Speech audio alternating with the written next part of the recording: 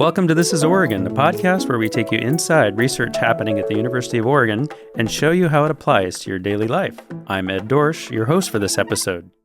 This is part one of a two-part conversation with Judith Sheine, professor of architecture and director of design for the TallWood Design Institute, a collaboration of the University of Oregon and Oregon State University working to advance mass timber. Welcome, Judith.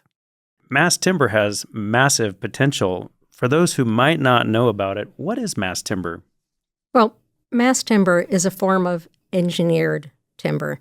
And what that means is that instead of just taking something straight off a tree and turning it into dimensional lumber, like a 2x4 you'd find in Home Depot, there are engineers involved in making it much stronger and stiffer. Basically, engineered timber, and mass timber in particular, takes small pieces of wood, could be lumber or veneer or chips or strands, and fastens them together, generally with resins or glues, though occasionally with nails or dowels, to make big, strong structural components that can replace steel and concrete in buildings. Now, we've been building with wood for a long time, but mass timber is still relatively new, right?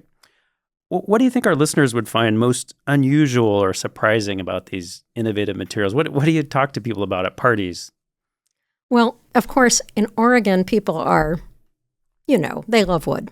So people are immediately interested in having more wood products that they can imagine using in buildings, their houses, and other places. The most frequently asked questions are probably about fire. It's like wood, isn't it going to burn down? But when you build out of light wood frame, you basically take a bunch of little 2x4s spaced apart. Sometimes those are compared to kindling in a building. Once they start burning, they burn. But mass timber are big, thick pieces of wood. And they behave more like a big log in a campfire, where the outside chars and essentially insulates the inner part of it. So it's actually pretty fire resistant. And for bigger buildings where you have what are called 1 or 2 hour fire ratings, meaning that they have to stand up for 1 or 2 hours to allow people to get out safely if there's a fire. In general, engineers build in an extra, what we call a char layer, to prevent them from falling apart during a fire. But the other things that are really interesting about wood is that it can replace steel and concrete. And wood has been proven to have a lot of biophilic properties. There have been studies that show that wood environments in workplaces, meaning fewer absences, healthier environments, more productivity. And there's been studies done in schools and also in hospitals as well, mostly not in the U.S., but increasingly studies in the U.S. showing similar things. Now, biophilic is a word I've heard thrown around a lot, and I think generally that means people like the look, the feel, even the smell of wood, and it actually has some health benefits. Do I understand that correctly? Yeah, I think that's basically right. Biophilic means sort of like biological materials, and in fact, mass timber is a biological material. Right. So it has properties similar. You may have heard the term forest bathing, where people go out in the woods and there are, chemicals that are actually emitted by wood that literally make people feel better. So I think that somebody once commented in one of our mass plywood projects that they liked the way the building smelled. And we thought that was a great comment. Mm-hmm. I try to do as much forest bathing as I can, although I don't get quite as far these days. But just an hour out there in the woods really does make a difference. And then there's some other benefits, too, of mass timber. And I want to start with sustainability, because that's such an important part of our mission here at the University of Oregon. How does our mass timber research align with our goals to promote environmental resilience? Timber sequesters carbon. So when you put timber into a big, massive piece of mass timber, and it goes into a building, it sequesters that carbon for a very, very long time, and it can last a very long time.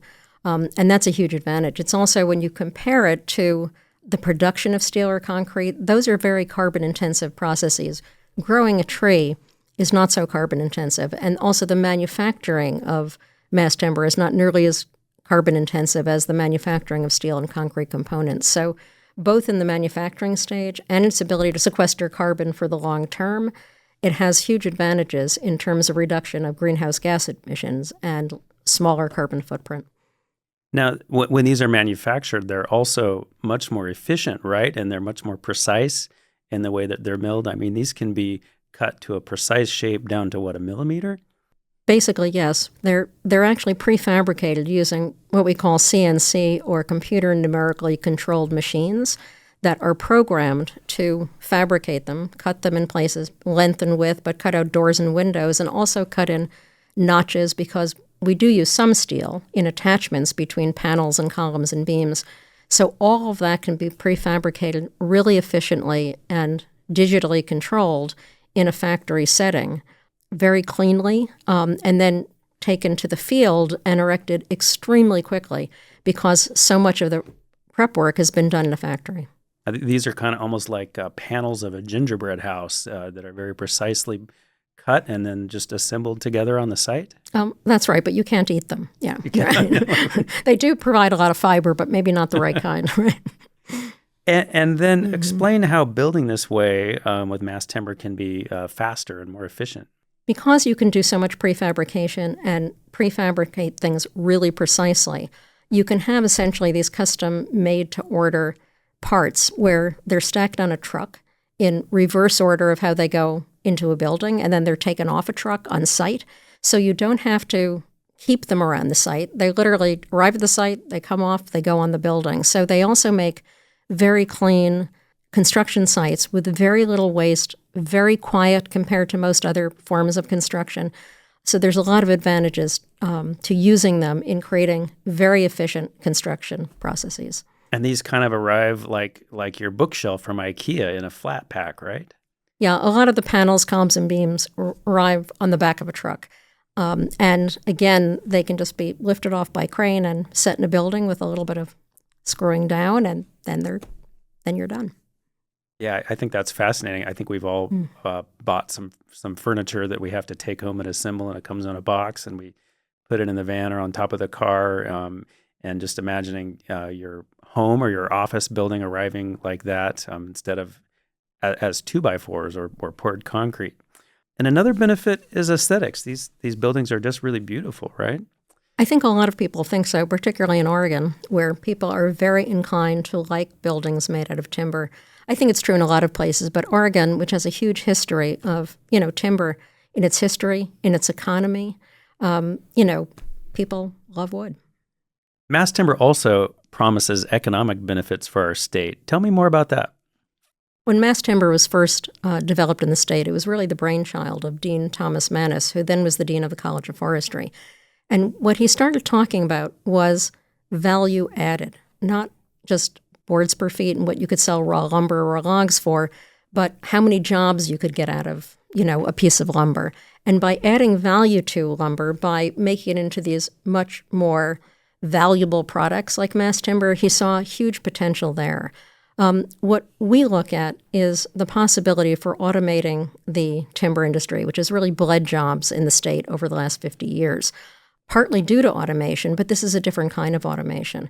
So we have researchers at OSU looking at automating the logging industry, where, most of the workers are not graduating out, retiring out. And we know also that logging is the most dangerous profession in the U.S. So they're looking at a lot of scanning techniques and robotics to be able to have machines be more efficient, but also have ways of knowing exactly what species are out there, where the best species are, and where, the right trees are to actually cut. And a longer-term plan is to actually have the robots be able to identify trees and doing the cutting themselves. So all of that would make logging much more efficient. And by doing more, being able to do selective logging, thinning, as it's known in forest, you can also vastly reduce the wildfire risk. And that's a huge benefit for the state and obviously for the whole West Coast, which has had huge wildfires. So being able to reduce wildfire risk through selective harvesting, more and more automated, that's a huge benefit. But finding a market for selective or small diameter logs is something that mass timber can provide, because lumber can use fairly small diameter logs, veneer can use logs as small as 5-inch diameter. So you can use very small diameter logs that are thinned out of forests for forest health, And then you can put them into mass timber factories. And the factories are located in rural communities because that's where the trees are. So you can create high-tech jobs in logging and high-tech jobs in those factories because all of that production is run digitally. And all of that provides a lot of economic development potential in Oregon, but particularly in rural communities that have really just bled timber jobs and income, again, over the last 50 years. And as we're sitting here, there's a number of large wildfires burning in Oregon, and it's those smaller diameter trees that will help with wildfire mitigation and prevention. Is that right? By removing small diameter trees, yeah, and and clearing brush, and generally, managing the forests, which is sustainable in terms of wildfire risk, but also, we hope, mass timber can create a market for the use of those logs. So there's actually a revenue stream that can come out of those selectively harvested trees. Judith, tell me about the TallWood Design Institute. The TallWood Design Institute is a collaboration between University of Oregon's College of Design and Oregon State University's Colleges of Forestry and Engineering. And I, here at UO, run the UO side of it. I'm the director of design, and Ian McDonald is the director of the TallWood Design Institute and is based at Oregon State University. And between us, we manage this organization and probably about 40 or more faculty who are involved in R&D with the TallWood Design Institute. I mentioned that this was a vision of Dean Thomas Maness back in 2013. And it was a very interesting idea. He realized that he was the dean of the College of Forestry, but he realized that in order to get mass timber developed and into buildings, you actually needed architects. I loved the idea that we were actually useful. I was a new department head here at the time, so I had already been working previously at mass timber down in Southern California, so I was already interested in the subject. And so the two universities got together and pitched to the state legislature the idea of funding this institute for both economic development and environmental stewardship of our forest resources. And we've had great support from the legislature since 2015 for exactly that. And they built a kind of flagship College of Forestry building out of mass timber, and the Emerson Lab, which is another mass timber building, which has, again, structural testing, manufacturing, fabrication. That's on the OSU campus. On the OSU campus at the College of Forestry, but we at U of O can use that facility. And not far away. Not far away, and many of us do. One of our faculty members practically lives there, right? Because he spends a lot of time dealing with, fabrication, the robot and the CNC and the big press. And when we were building this mass plywood little house, quite a few of our faculty literally rented a dorm room on campus for several months. They could be there 4 days a week working on this. I think they're the most excited about us hiring a contractor for the second prototype. I bet. Mm-hmm. I'm excited that they're using a robot. I want to see their robot. Yeah, it is a very fun piece of it. And I should say that our institute, we have an industry consortium of architecture, engineering, construction, and manufacturing firms that we do research with, meaning they pay money into this consortium and vote on what kind of research projects they want to do with our faculty. We also have been the recipients of about $1 million a year in agricultural research service funding from the U.S. Department of Agriculture that we give out competitively among our faculty from UO College of Design, College of Forestry at OSU, and the College of Engineering at OSU, who are also essential to this effort. And those proposals from faculty are actually ranked by an industry group. So we do what is known as applied research, sometimes called use-inspired research, very closely aligned with industry. And that funding has enabled us to do over 100 research projects since 2015, which is kind of amazing. So we've really helped to, and really every aspect of mass timber, so we've really helped to advance the industry. And so far, the legislature seems very happy with what we're doing. We could kind of be on the ground floor of something that's growing. I know that the social media and tech company Meta is using mass timber to build some of its new data centers here in Oregon. Just recently in Gresham, a nonprofit Latino network just opened their 18,000 square foot mass timber community center. So I'm curious, as someone who follows this very closely, where are we at and where are we headed with mass timber in the U.S.? We're headed for very rapid growth. There's an organization called Woodworks, which, provides wood education, technical help, but also tracks mass timber development. And mass timber buildings and design and construction have increased 25% every year since about 2015. So it's an incredible, they have a little chart, and you can see it kind of going up almost vertically. So it's happening essentially all over the country now. We're still the epicenter of it. There might be more projects right now in design and construction in California, but that is a very, very big state with a big population. The epicenter is still here in the Pacific Northwest. To date, California still doesn't have any manufacturers where we do have them here. So we believe that we really can be the engine for the rest of the U.S. Right now, a lot of the projects done in other parts of the country, especially back east in the Midwest, they're still importing mass timber products from Europe. I was in Australia recently for a big timber engineering conference, and virtually all the buildings that I was interested in seeing there, all the fabrication and the timber engineering was done in Europe and shipped to Australia. So we're thinking we're a little closer. Maybe they could, take it from the U.S. But we do think that we can create a bigger market here in the U.S. with more production, more sustainable forestry, more selective logging, more manufacturers, more producers. And again, we have the advantage of being near the trees, right, which saves a lot on transportation. So those are all advantages that we have here. And we think we really can energize this mass timber revolution, not just here in our region, but across the U.S. And one of the things we're doing, or hoping we will do more of, is replacing foreign sourced steel, which is a big issue in the U.S., and really strengthening the domestic supply chain for building materials instead of having to import lumber or steel from other places. One of the things that happens annually in Portland since 2016 is the International Mass Timber Conference, which has grown from the first one was in the Marriott downtown. They expected 200 people and got 500. I was a keynote speaker there with Christine Lundberg, who was the mayor of Springfield. We were talking about the Springfield parking garage, which has gotten more attention than I think any other project I've ever done in a design studio. People are very excited about this parking garage. And it has grown to over 3,000 people coming to these in the Oregon Convention Center. And the TallWood Design Institute has a research demonstration area at these conferences, and we occasionally, our group has speakers there. And we get a huge amount of interest from the research that we get to demonstrate there.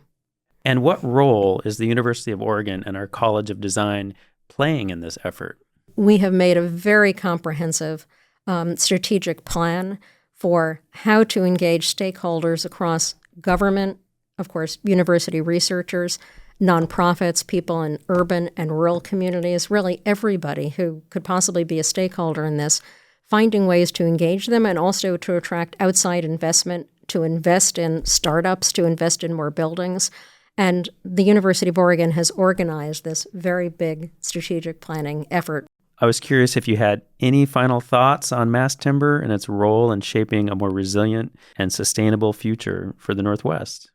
I think that mass timber for the Northwest really has both enormous potential for economic development and for environmental stewardship, which is what the TallWood Design Institute was designed to promote. That's our mission. And I think that mass timber would do amazing things for the state, from more sustainable forest management, more jobs in rural communities, more housing, more really beautiful, efficient, carbon sequestering, and healthy buildings that also help to reduce wildfire risk. So I think there's just enormous potential in continuing to expand the mass timber ecosystem here. Thank you for listening to part 1 of my conversation with Judith Sheine. Be sure to join us for part 2 when we talk about the potential for mass timber to create jobs and advance affordable housing. We'll also hear about a prototype home that's been built and another one in the works. If you're interested in learning more, check out the links in the episode description. And don't forget to follow This is Oregon for more stories from the University of Oregon. See you next time.